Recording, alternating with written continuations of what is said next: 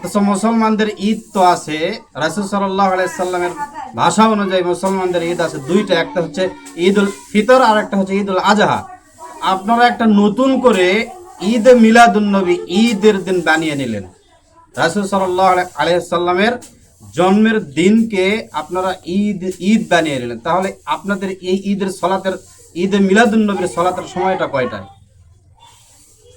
তাহলে তো আপনি রেগে যাবেন। ওই যে দীপ্তি চৌধুরী আর মানিক মিয়া বিচারপতি, সাবেক বিচারপতি মানিক মিয়ার সাথে যেরকম ভাবে টক শোতে একটা এমনিতেই সাবেক বিচারপতি মানিক মিয়া এমনিতে একটু খেপে গিয়েছিলেন যেরকম ভাবে, তো আপনি তো, যদি আপনাকে বলা হয় তাহলে আপনি তো এরকম ভাবে খেপে যাবেন, তখন বলবেন যে রাবিশ কথা বলবেন না, আপনি কথা একটু বেশিই বলেন, আপনি ফালতু কথা বলেন, উল্টা এইগুলো আপনি আমাদেরকে বলবেন, তাই না? অথচ আপনি দিনের মধ্যে নতুন একটা ঈদ শব্দ যোগ করলেন।